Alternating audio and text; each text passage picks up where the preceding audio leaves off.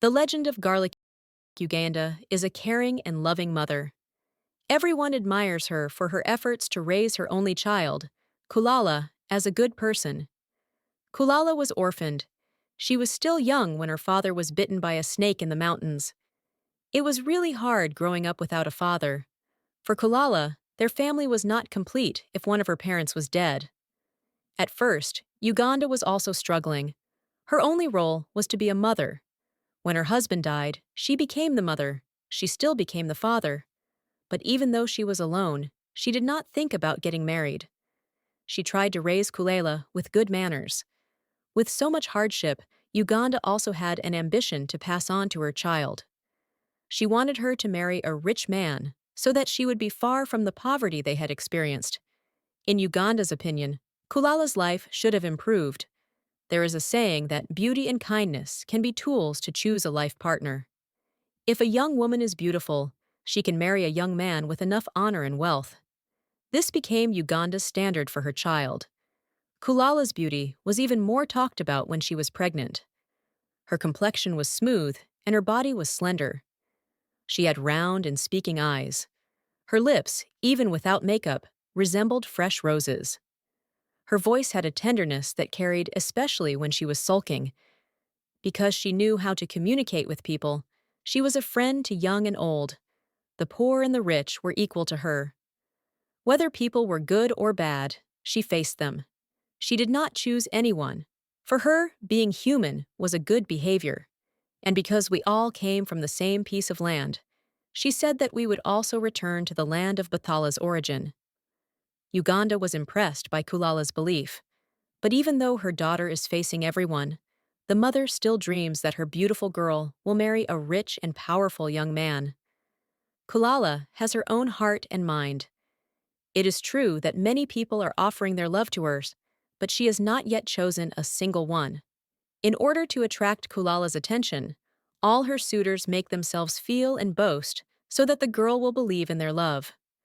Unfortunately, all lovers who show off always and always have bad luck. There is Hashim, who is bravely proud that he will take the biggest pearl from the bottom of the ocean to offer at the feet of his beloved. At dawn, he proudly went into the water and dived like a barracuda into the depths. But he was unlucky when he hit his head on a protruding rock under the sea, which killed him instantly. Kulala's whole body trembled with fear when the limp body of her lover was brought to their home. This was followed by the adventurer Perot, who, in his desire to please Kulala, arrogantly descended into the river where the most ferocious crocodile feared by men was located. He did cut open the belly of the most godlike of crocodiles, but was caught in the chest by the sharp teeth of the crocodile. He was weakened by the excessive blood flowing through his body. He first breathed his last before the devil died completely. Kulala recoiled in fear when the body of the loving lover was brought to their house. The young man died in the desire to answer the beauty that the young man was competing for. Uganda thought that it was time for her, Kulala's mother, to choose a wife for her son. Among the Datu's children, Kulala had two ardent lovers. There was Anturo, the son of Datu Basti, and there was Madur, the son of Datu Tawilis. Because wealth was Uganda's only criterion, he created a way for the two to fight for their survival. Once, when the two were courting at the same time, they quarreled with each other. They quarreled and became angry until they drew weapons. Because they both wanted to achieve the beauty they were fighting for, the fight won over friendship, which ended in two souls becoming corpses. Kulala wept over the fate of the two lovers. Her personality was filled with sadness.